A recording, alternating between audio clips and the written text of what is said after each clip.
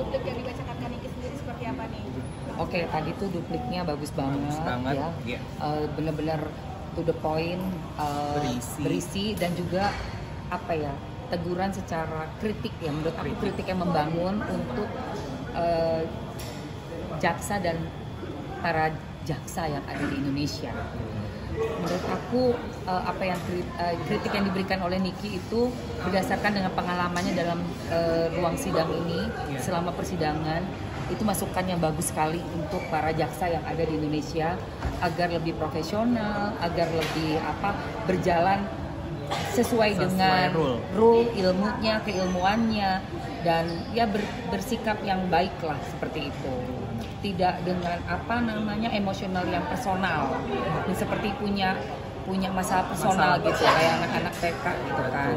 Karena kita semua adalah orang dewasa yang juga menjalankan tugasnya masing-masing dengan title-nya, dengan keilmuannya. Jadi dilihat pula oleh masyarakat, seluruh masyarakat Indonesia. Tadi juga poinnya Niki tadi bagus banget sih. Usai sidang juga Niki sempat menangis di depan awak media, mungkin pastinya mengutarakan ya, kesedihannya. Ya, karena tekanan yang udah dirasakan hampir 1 tahun ya, 9 bulan ya, hampir 1 bulan. Cukup lama banget sih. Dan apa yang diusahakan sama Niki kan banyak mendapatkan kayak dipatahkan gitu loh oleh jaksa. Kayak tadi yang Niki bilang di pledoi, waktu jaksa menyampaikan bahwa Niki terlalu dimanja oleh hakim, ya kan, dengan alasan karena sudah dibolehkan memanggil saksi-saksi ahli yang meringankan. Betul. Sedangkan itu ada di KUHP bahwa hal itu boleh selama kita adalah masih berstatus terdakwa, itu kan belum divonis sebagai sudah terpidana seperti itu. Jadi upaya-upaya yang diperbolehkan oleh KUHP kenapa enggak? Nah, itu kenapa ditranslate gitu ya, sebagai diartikan sebagai suatu hal yang manja gitu. Enggak, itu haknya Niki, hak siapapun warga negara Indonesia gitu. Mama ini menanggapi di luar persidangan ini kan Nikita Mirzani kedapatan bukti chatting dengan dokter Richard Lee via DM. Tanggapannya gimana, Mami? Setahu aku itu admin bukan sih? Itu admin. Admin kan ya, itu kan admin. Tapi dokter Richard Lee menuding bahwa itu adalah si terserah itu dia. urusan dia aja. Sih. Yang pasti kan memang itu sosial medianya sekarang memang dipegang admin, dan memang setiap story atau apa yang jalan selalu ada tulisan itu admin by itu admin. By admin. Jadi kalau si dokter Richard Lee emang nggak sibuk ya. Mamski tadi juga Jadi julid. Niki juga tadi kembali menyinggung perihal yang kasus terenggiling lagi. Exactly, itu juga yang kasus terenggiling ya. Ini masih yang kita sama-sama ikuti di Pengadilan Negeri Jakarta Barat. Apakah memang ada kelanjutannya untuk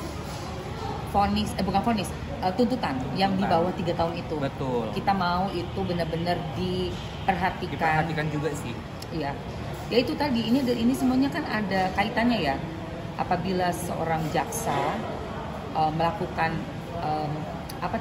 istilahnya tuh bukan istilahnya malpraktek, ya kan, istilahnya teman-teman advokat, malpraktek lalu tidak profesional, maka hukuman itu bisa sesuka-sukanya aja. Nah, itu siapa yang memantau itu? Siapa yang bisa mengontrol itu? Itu kami pengen tahu banget masyarakat, karena ngeri banget loh.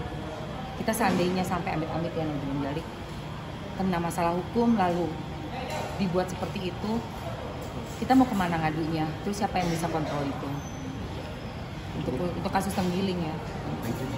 Jadi bisa nggak menyangka bahwa detik dari media disusun sedemikian rupa dengan tangannya sendiri, menyangka nggak Mbak? Artinya intelijensi Mbak Niki sendiri juga mumpuni menjawab kasus ini. Nikita itu saya rasa kan tadi sempat disebut juga seperti kayak mengecilkan pendidikannya yang D3 ya, tapi bukan soal lulus dari duplik yang dibacakan Kak Niki sendiri seperti apa nih? Oke, tadi tuh dupliknya bagus banget ya. Bener-bener to the point, berisi dan juga teguran secara kritik ya, menurut aku kritik yang membangun untuk jaksa dan para jaksa yang ada di Indonesia.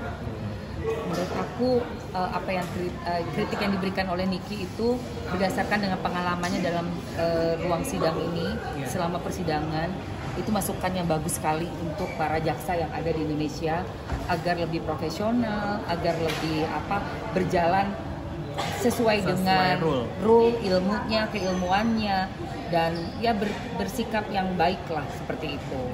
Tidak dengan emosional yang personal, seperti punya masalah personal gitu, kayak anak-anak TK gitu kan. Karena kita semua adalah orang dewasa yang juga menjalankan tugasnya masing-masing dengan title-nya, dengan keilmuannya. Jadi dilihat pula oleh seluruh masyarakat Indonesia. Tadi juga poinnya Niki tadi bagus banget sih. Usai sidang juga Niki sempat menangis di depan awak media, mungkin pastinya mengutarakan karena kesedihannya. Ya, karena tekanan yang udah dirasakan hampir 1 tahun ya, 9 bulan ya, hampir 1 bulan. Itu cukup lama banget sih.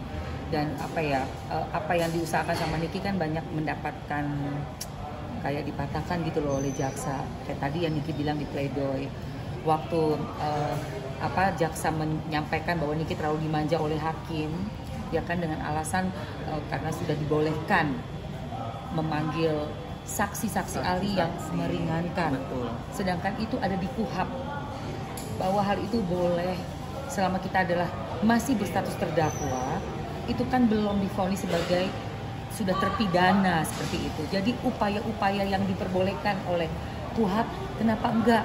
Nah, itu kenapa ditranslate gitu ya, diartikan sebagai suatu hal yang manja gitu. Enggak, itu haknya Niki. Hak siapapun warga negara Indonesia gitu. Mama Ewa ini menanggapi di luar persidangan ini kan Nikita Mirzani kedapatan bukti chatting dengan Dr. Richard Lee via DM. Tanggapannya gimana, Mami? Setahu aku itu admin bukan sih? Itu admin. Admin kan ya, itu kan admin. Tapi Dr. Richard Lee menuding bahwa itu adalah si Terserah dia. Urusan dia Dia aja. Yang sih. pasti kan memang itu sosial medianya sekarang memang dipegang admin, dan Iya. memang setiap story atau apa yang jalan selalu ada tulisan itu admin, by Itu admin by admin. Jadi kalau si dokter Richard Lee emang nggak sibuk ya. Mamski tadi juga Jadi Niki julid. Niki juga tadi kembali menyinggung perihal yang kasus terenggiling lagi. Exactly, itu juga yang kasus terenggiling ya. Iya. Ini masih yang kita sama-sama ikuti di Pengadilan Negeri Jakarta Barat. Apakah memang ada kelanjutannya untuk tuntutan yang di bawah 3 tahun itu. Betul. Kita mau itu benar-benar diperhatikan juga sih. Iya. Ya itu tadi, ini semuanya kan ada kaitannya ya. Apabila seorang jaksa melakukan istilahnya Sebuah tuh tuntutan. bukan istilahnya malpraktek, ya kan, istilahnya teman-teman advokat, malpraktek lalu tidak profesional,